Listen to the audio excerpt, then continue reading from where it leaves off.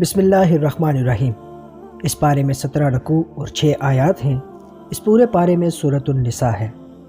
نکاح کے بدلے مہر کی ادائیگی۔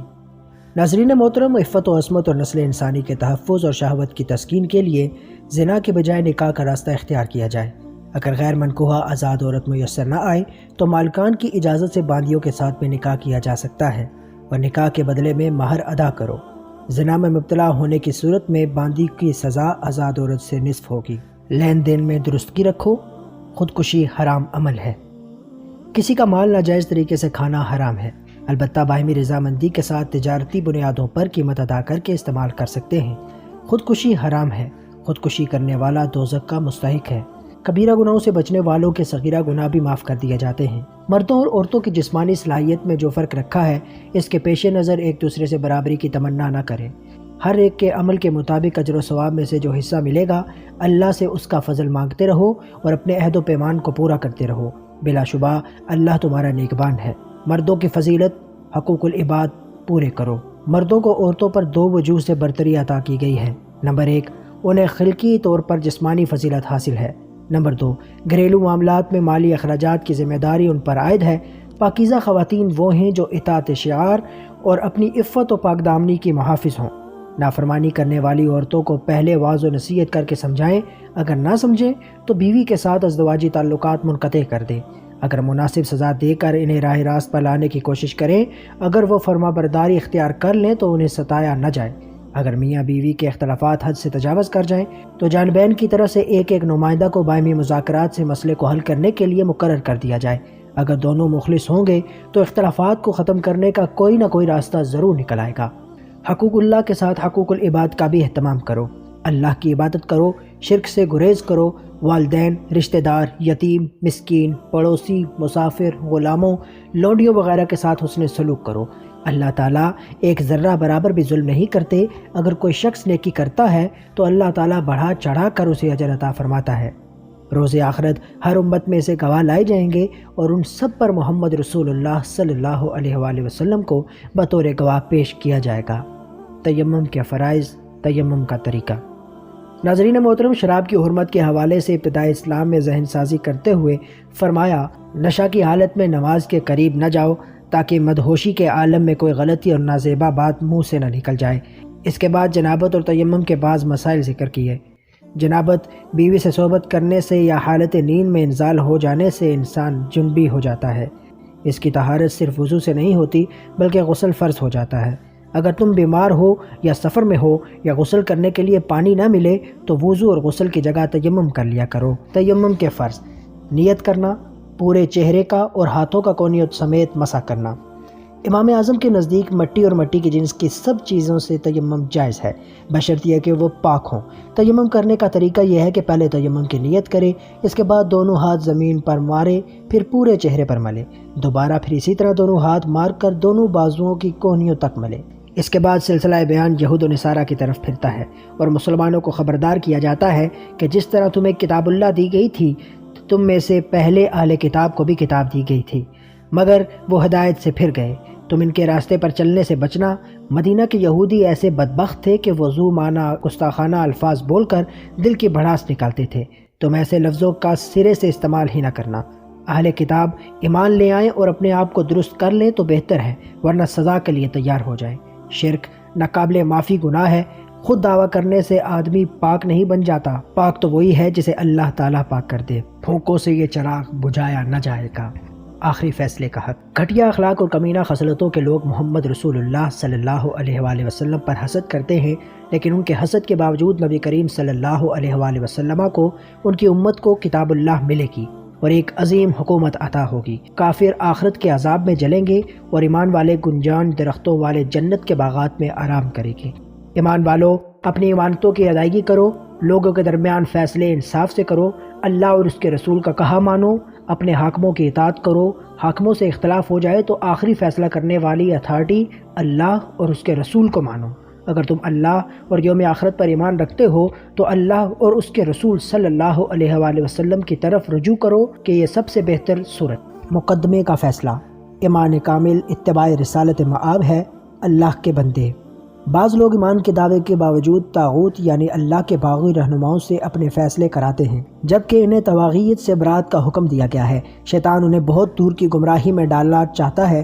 جب انہیں اللہ کے کلام کے مطابق فیصلہ کرانے کی دعوت دی جاتی ہے تو یہ لوگ اس راستے میں رکاوٹیں پیدا کرنے لگتے ہیں۔ آپ صلی اللہ علیہ وآلہ وسلم کی آمد اس لیے ہوئی ہے کہ آپ کی اطاعت کی جائے۔ اگر یہ لوگ غلطی کر کے احساس ندامت کے ساتھ حضور نبی کریم صلی اللہ علیہ وآلہ وسلم کی خدمت میں حاضر ہو جاتے ہیں اور نبی مکرم صلی اللہ علیہ وآلہ وسلم ان کے لیے اللہ تعالیٰ سے استغفار فرماتے ہیں تو یہ لوگ خود دیکھتے ہیں کہ اللہ کس قدر تواب الرحیم ہے۔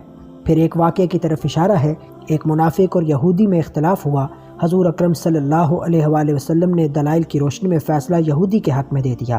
منافق نے حضرت عمر رضی اللہ تعالیٰ عنہ سے انصاف مانگا۔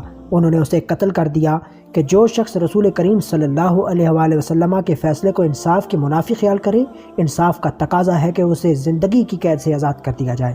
اس پر قرآن کریم میں نازل ہوا کہ تمہارے رب کی قسم ہے کہ وہ شخص ایمان سے خالی ہے جو اپنے اختلافات میں آپ صلی اللہ علیہ وآلہ وسلم کے فیصلے کو بلا چوں و چرا تسلیم نہ کرے۔ اس رکوع کے آخر میں فرمایا کہ اللہ اور اس کے رسول کی اطاعت کرنے والے اللہ کے انعام یافتہ بندوں، انبیاء، صدیقین، شہداء اور صالحین کے ساتھ جنت میں ہوں گے۔ ایسے پاکیزہ لوگوں کا ساتھ میسر آ جانا اللہ کے فضل کا آئینہ دار ہے۔ راہ حق میں جہاد، کمزوروں کی امداد کا حکم۔ فرمایا، اے ایمان والو، جہاد کے لیے میدانی جنگ یا چھاپا مار جنگ جو بھی وقت کا تقاضا ہو اسے اختیار کرو۔ تمہاری صفوں میں ایسے منافقین بھی موجود ہیں جو جہاد کے مخالف اور محض جنگ سے پیچھے رہنے والے ہیں۔ ان کی صورتحال تو یہ ہے کہ اگر تمہیں محاذ پر کوئی ناگواری پیش آئے تو خوشیاں مناتے ہیں کہ اچھا ہی ہوا کہ ہم ان کے ساتھ نہیں تھے، اور اگر تمہیں کوئی کامیابی حاصل ہو تو انہیں افسوس اس بات کا ہوتا ہے کہ کاش مال غنیمت کے حصول میں ہم بھی شریک ہوتے۔ دنیا پر آخرت کو ترجیح دینے والوں کو قتال فی سبیل اللہ میں بڑھ چڑھ کر حصہ لینا چاہیے، کیونکہ اللہ کے راستے میں قتال کے دوران اگر کوئی شخص شہید ہو جاتا ہے یا کافروں پر غلبہ حاصل کر لیتا ہے تو دونوں صورتوں میں اجر عظیم کا مستحق قرار پاتا ہے۔ پھر قتال فی سبیل اللہ کے لیے جواز کی وجہ بیان کرتے ہوئے فرمایا کہ تم آخر جہاد کے لیے کیوں نہیں نکلتے، جبکہ صورتحال یہ ہے کہ ضعیف اور مظلوم بچے، بوڑھے اور عورتیں کفار کے ظلم سے تنگ آ کر تمہاری راہ دیکھ رہے ہیں اور دعائیں مانگتے ہیں کہ ہمارے لیے ظلم و ستم سے نجات دہندہ اور کوئی مددگار پیدا کر دیجئے۔ ان حالات میں بھی اگر جہاد نہیں کرو گے تو پھر کب کرو گے؟ جب کافر طاغوت کی حمایت میں لڑتے ہیں تو ایمان والوں کو اللہ کے دین کی حمایت میں لڑنا چاہیے۔ شیطان کی حمایتوں سے تمہیں جنگ کرنی چاہیے، بے شک شیطانی سازشیں انتہائی کمزور ہوا کرتی ہیں۔ موت اٹل حقیقت، منافقین کا رویہ، افواہ سازی کی خدمت، سلام کا حکم۔ بعض لوگ ایسے ہوتے ہیں کہ جب نماز روزہ کی بات ہو تو جہاد شروع کرنے کا مطالبہ کرتے ہیں، اور جب جہاد کا وقت آتا ہے تو موت کے ڈر سے راہ فرار اختیار کر جاتے ہیں۔ اللہ تعالیٰ فرماتا ہے، موت ہر جگہ آ کر رہے گی۔ مضبوط کلوں کے اندر بند ہو کر بھی موت سے بچنا ممکن نہیں ہے۔ اگر انہیں کوئی فائدہ حاصل ہوتا ہے تو اسے اللہ کی طرف منسوب کرتے ہیں، لیکن اگر کوئی نقصان ہو جائے تو نبی کو مورد الزام ٹھہراتے ہیں، جبکہ ہونا یہ چاہیے کہ فائدے کو اللہ کی طرف منسوب کریں اور نقصان کو اپنی کوتاہی اور کج تدبیری کا نتیجہ قرار دیں۔ ہم نے رسول کو اسی لیے بھیجا ہے کہ اس کی اطاعت کی جائے، کیونکہ اطاعت خداوندی اطاعت رسول میں مضمر ہے۔ منافقین آپ صلی اللہ علیہ وآلہ وسلم کے سامنے اطاعت کی باتیں کرتے ہیں اور آپ صلی اللہ علیہ وآلہ وسلم کی مجلس سے اٹھ کر مخالفت شروع کر دیتے ہیں۔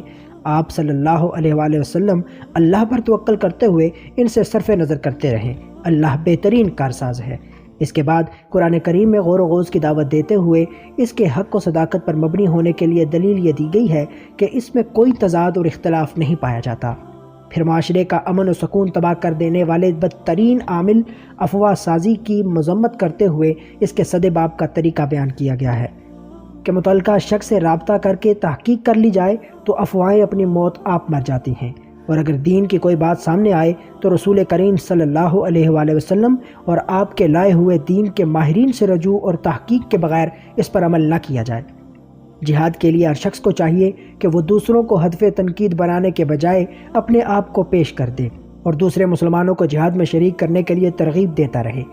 یہی وہ راستہ ہے جسے کافروں کا زور توڑا جا سکتا ہے۔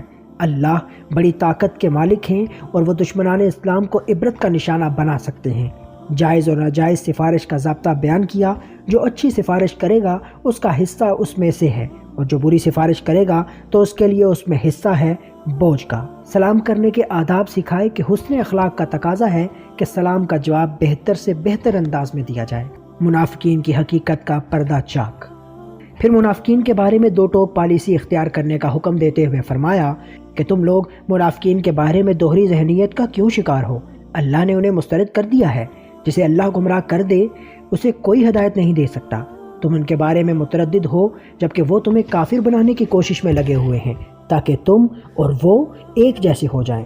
یہ لوگ تو اس قابل ہیں کہ ان سے کسی قسم کی دوستی نہ رکھی جائے، بلکہ یہ جہاں بھی ملے انہیں قتل کر کے جہنم رسید کر دیا جائے۔ البتہ ان میں سے اگر کسی نے تمہارے ساتھ معاہدہ کر رکھا ہو یا وہ قتل و غارت گری سے باز آنے کی ضمانت دینے کے لیے تیار ہو تو اس سے درگزر کیا جا سکتا ہے۔ غلطی سے قتل ہو جانے اور جان بوجھ کر قتل کرنے کی سزا۔ پھر اس کے بعد کسی بے گناہ کے قتل خطا کی صورت میں دیت کی ادائیگی کا ضابطہ بیان کیا گیا ہے۔ قاتل کو خون بہا ادا کرنا چاہیے اور 2 مہینے پے در پے روزے رکھنے چاہیے، اور کسی مومن کو ناجائز جان بوجھ کر قتل کرنے کی صورت میں دائمی جہنمی ہونے کی وعید بیان فرمائی اور اس پر خدا کی لعنت ہے۔ پھر بلا تحقیق کسی کے خلاف انتقامی کارروائی کرنے سے منع کرتے ہوئے بتایا کہ اگر کوئی اجنبی شخص تمہیں سلام کرتا ہے تو یہ اس کے ایمان کی علامت ہے، محض شک و شبہ کی بنیاد پر اس کے خلاف کوئی قدم نہیں اٹھانا چاہیے۔ پھر محاذ جنگ پر مصروف عمل مجاہدین کی فضیلت بیان کرتے ہوئے بتایا کہ مجاہدین اور قائدین یعنی گھروں میں بیٹھنے والے ہمسر نہیں ہو سکتے، ایک جیسے ہرگز نہیں ہو سکتے، یعنی جہاد سے پیچھے رہنے والے جہاد کرنے والوں کے برابر کبھی نہیں ہو سکتے۔ ہر مسلمان سے اللہ نے اجر و ثواب کا وعدہ کر رکھا ہے، مگر مجاہدین کا مرتبہ اور مقام بہت بڑا ہے۔ اسلامی ریاست کی طرف ہجرت کا حکم۔ اسلامی ریاست قائم ہونے کے بعد اللہ کے دشمنوں کے ساتھ کفر کی سرزمین میں بلا وجہ رہنا بہت بڑا ظلم ہے۔ اسلامی حکومت کے قائم ہونے کے بعد کفار کے علاقے سے ہجرت کرنا ضروری ہے۔ ہاں، کمزور، بوڑھے، عورتیں اور وہ حکم سے مستثنیٰ ہیں جنہیں نکلنے کی کوئی راہ نہ ملے۔ ہجرت کی نیت سے گھر سے نکلنے والا اگر راستے میں مر جائے تو اس نے اپنا اجر پا لیا۔ اللہ کی زمین وسیع ہے، اگر اپنا وطن چھوڑ کر نکلو گے تو نئی نئی اقامت گاہیں اور معیشت کے نئے نئے سامان پاؤ گے۔ نماز قصر کا حکم، صلاۃ الخوف کا طریقہ۔ پھر جہاد اور نماز کی اہمیت کے ایک قرآنی حکم کا تذکرہ ہے۔ مسلمان غزوہ بنی مصطلق کے موقع پر جب ظہر کی نماز پڑھنے لگے تو کافروں نے کہا ہمیں اگر پہلے سے معلوم ہوتا تو اس حالت میں ایک دم حملہ آور ہو کر مسلمانوں کو نیست و نابود کرنا بہت آسان تھا۔ انہوں نے عصر کی نماز میں حملہ کرنے کی پلاننگ کر لی، جس پر اللہ تعالیٰ نے اپنے نبی کریم صلی اللہ علیہ وآلہ وسلم کو کافروں کی اس خفیہ تدبیر کی اطلاع بھی دی اور اس کے سدباب کے لیے صلاۃ الخوف پڑھنے کا طریقہ بھی بیان کر دیا۔ اگر دشمن سے جان کا خطرہ ہو تو صلاۃ الخوف پڑھو۔ صلاۃ الخوف پڑھنے کا طریقہ: پہلی جماعت امام کے ساتھ 1 رکعت پوری کر کے دشمن کے مقابلے جائے اور دوسری جماعت جو دشمن کے مقابل تھی وہ آ کر امام کے ساتھ دوسری رکعت پڑھے، پھر فقط امام سلام پھیرے۔ پہلی جماعت دوسری رکعت بغیر قرات کے پڑھے اور سلام پھیر دے اور دشمن کے مقابل چلی جائے تو پھر دوسری جماعت اپنی جگہ آ کر 1 رکعت جو باقی رہی تھی اس کو قرات کے ساتھ پورا کر کے سلام پھیر دے، کیونکہ یہ لوگ مسبوق ہیں اور پہلے لاحق۔ حضرت ابن مسعود رضی اللہ تعالیٰ عنہ سے سیدنا عالم صلی اللہ علیہ وآلہ وسلم کا اسی طرح نماز خوف ادا کرنا مروی ہے۔ اس طرح نماز کے فریضہ کے بروقت باجماعت ادائیگی بھی ہو جائے گی اور جہاد کے فریضے کی ادائیگی میں کوتاہی اور غفلت نہیں ہوگی۔ اس ضمن میں حالت سفر میں قصر نماز کا حکم بھی عنایت کیا گیا، چنانچہ دشمنوں کی تدبیر دھری کی دھری رہ گئی اور نماز اور جہاد کے مشترکہ اہمیت بھی واضح ہو گئی کہ نماز جیسے عظیم الشان عمل کی وجہ سے جہاد کو مؤخر کرنے کی اجازت نہیں دی گئی اور جہاد جیسے اہم عمل کی بنا پر نماز میں غفلت اور کوتاہی کی اجازت نہیں دی گئی۔ نماز کے بعد بھی کھڑے، بیٹھے اور لیٹے ہوئے ہر صورت میں اللہ پاک کو یاد کرتے رہنا چاہیے۔ نماز کو وقت مقررہ پر ادا کرنا فرض ہے۔ پہاڑی علاقہ میں ننگے پاؤں کافروں کا پیچھا کرنے سے مجاہدین کے پاؤں زخمی ہو کر خون رسنے لگا تھا۔ اس پر حکم ہوا کہ کافروں کے تعاقب میں کسی قسم کی سستی کا مظاہرہ نہ کرو۔ اگر تمہیں تکلیف پہنچی ہے تو کافر بھی آرام سے نہیں بیٹھے ہوئے، انہیں بھی اپنا بچاؤ کرتے ہوئے زخم سہنے پڑ رہے ہیں، مگر مسلمان اور کافر کی تکلیف میں بنیادی فرق ہے کہ تمہیں ہر تکلیف اور زخم پر اللہ کے ہاں سے اجر و ثواب ملے گا، جبکہ ان کی تکلیف اور دکھ انہیں مزید جہنم کے قریب کر دے گا۔ فیصلہ ہر حال میں عدل و انصاف سے کیا جائے۔ اس کے بعد ہر حال میں عدل و انصاف کا مظاہرہ کرنے کی تلقین ہے۔ واقعہ یہ ہوا تھا کہ کسی گھر میں چوری ہو گئی۔ چور انتہائی چالاک اور چرب اللسان تھے۔ انہوں نے کسی بے گناہ کو پھنسا کر اپنا دامن بچانے کی کوشش کی۔ بعض لوگ ان کے چرب لسانی سے متاثر ہو کر انہیں بری کرانا چاہتے تھے۔ قرآن کریم نے ان کے جرم کو بھانپتے ہوئے تاکید فرمائی کہ بلا تحقیق کسی خائن مجرم کی حمایت کرنے کے بجائے عدل و انصاف کے قانون کے مطابق فیصلہ کر کے مجرمین کو سزا دینی چاہیے۔ دنیا میں اگر تم نے کسی مجرم کو بچا بھی لیا تو کل قیامت میں اللہ کی گرفت سے اسے کون بچائے گا؟ جس نے جرم کیا سزا بھی اسی کو ملنی چاہیے۔ اپنے گناہ کا الزام دوسرے پر تھوپنا بہت بڑا گناہ اور جرم ہے۔ بری سرگوشیوں کی ممانعت۔ کسی کو نقصان پہنچانے کے لیے خفیہ تدبیروں کی مذمت کرتے ہوئے فرمایا، اگر کوئی خفیہ تدبیر کرنی ہی ہے تو کسی نیک کام، صدقہ و خیرات یا مفاد عامہ کے لیے کرنی چاہیے، اس پر اجر عظیم نصیب ہوگا۔ شیطان اور اس کے ہم نواؤں کی بڑی وسوسہ اندازی یہ ہے کہ تمہیں حقیقت اور عمل سے ہٹا کر باطل آرزوؤں اور جھوٹی امیدوں میں مگن کر دیں گے، حالانکہ وہ اپنے سوا کسی کو گمراہ نہیں کر سکتے۔ یاد رکھو، ان سے زیادہ مشورے اور سرگوشیاں اچھی نہیں۔ ہاں، ان لوگوں سے مشورہ ہو سکتا ہے جو خیرات یا نیک بات یا لوگوں میں صلح کرنے کو کہیں۔ جو سیدھی راہ پا لینے کے بعد نبی کریم صلی اللہ علیہ وآلہ وسلم کی مخالفت کرے گا، وہ مومنوں کی راہ کے علاوہ کوئی اور راہ اختیار کرے گا، وہ جہنم کا ایندھن بنے گا اور یہ بدترین مقام ہے۔ شرک ناقابل معافی گناہ ہے، شیطانی عمل سے بچو۔ اللہ تعالیٰ مشرک کو ہرگز نہ بخشے گا، اس کے سوا جس کو چاہے بخش دے۔ جس نے اللہ کے ساتھ شرک کیا وہ دور گمراہی میں جا پڑا۔ یہ اللہ کے سوا دوسروں کی پرستش کرتے ہیں، سرکش شیطان سے امداد مانگتے ہیں، وہ انہیں گمراہ کرتا ہے، جھوٹی امیدیں دلاتا ہے اور انہیں جانوروں کے کانوں کو چیرنے اور اللہ کی مخلوق کی شکلوں کو بگاڑنے کا حکم دیتا ہے۔ جو شخص اللہ کے حکم کو چھوڑ کر شیطان کے کہے پر چلے گا، ایسے لوگوں کا ٹھکانہ جہنم ہے۔ نیک عمل اہل ایمان ابدی اور سرمدی بہشتوں میں داخل ہوں گے، یہ اللہ کا سچا وعدہ ہے۔ اللہ سے زیادہ سچا وعدہ کس کا ہو سکتا ہے؟ جو بھی نیک عمل کرے گا، مرد ہو یا عورت، اچھی جزا پائے گا، بشرط یہ کہ صاحب ایمان ہو۔ اس شخص سے اچھا دین کس کا ہو سکتا ہے جس نے حکم الہی کو قبول کیا اور وہ نیکوکار بھی ہے۔ ایک سے زائد بیویاں رکھنے کی شرائط۔ اب سلسلہ بیان پھر قرابت داروں کے حقوق کی طرف پھیر دیا ہے۔ دور جاہلیت میں صورتحال یہ تھی کہ اگر یتیم لڑکی خوبصورت اور مالدار ہوتی تو سرپرست مال کی تباہ میں خود اس سے نکاح کر لیتا یا کسی دوسرے سے اس شرط پر نکاح کراتا کہ مال کا ایک حصہ اسے مل جائے گا۔ اول تو یتیم بچوں کا نکاح ہونے ہی نہیں دیتے تھے کہ شوہر مال کا مطالبہ کرے گا۔ قرآن نے اس تصریح ظلم سے روکا ہے۔ البتہ بیوی شوہر کو اپنے سے پھرا ہوا پائے، اسے خوش کرنے کے لیے اپنے حق میں سے کچھ چھوڑ دے اور اس طرح ملاپ ہو جائے تو کچھ حرج نہیں۔ مال و دولت کی خواہش ہر انسان میں فطری ہوتی ہے، لیکن یہ روا نہیں کہ دولت کی وجہ سے نا اتفاقی ہو۔ ایک سے زیادہ بیویاں کرنے کی صورت میں اولین شرط عدل کی ہے۔ اس کا مطلب یہ ہے کہ جتنی باتیں تمہارے اختیار میں ہیں ان میں ہر ایک کے ساتھ یکساں سلوک کرو اور کسی ایک کی طرف بالکل ہی نہ جھک جاؤ۔ یہ اللہ تعالیٰ کی طرف سے سخت تاکیدی حکم ہے۔ اس سے ہر حال میں ڈرتے رہو۔ اگر تم اس کو بھول جاؤ گے تو اس کی گرفت سے نہ بچ سکو گے۔ وہ ایسا کر سکتا ہے کہ تمہیں بالکل نیست و نابود کر دے اور تمہاری جگہ دوسری قوم کو لا کھڑا کرے۔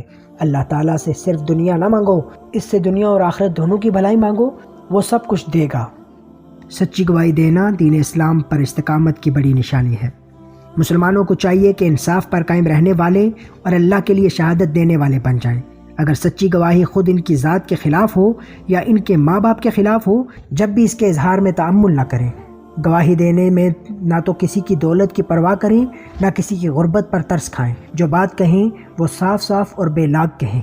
اچھی عادت اس وقت پیدا ہو سکتی ہے جب پختہ ایمان دل میں جم جائے۔ وہ ایمان کامل ایمان نہیں جس میں استقامت نہ ہو، کبھی ادھر کبھی ادھر والی بات سے راہ راست نہیں ملتی۔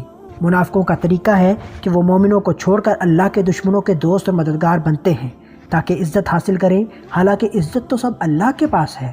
یہ لوگ خدا کے منکروں کی مجلسوں میں شریک ہو کر خدا کی آیتوں کو جھٹلاتے ہیں، الگ تھلگ رہ کر واقعات کی رفتار دیکھتے ہیں۔ اگر مسلمان کامیاب ہو جاتے ہیں تو ان سے کہتے ہیں ہم دل سے تمہارے ساتھ ہیں، اور اگر کافروں کی جیت ہو جاتی ہے تو ان سے کہتے ہیں اس فتح میں ہم تمہارے ساتھ تھے۔ منافقوں کی نشانیاں اور ان کا برا حشر۔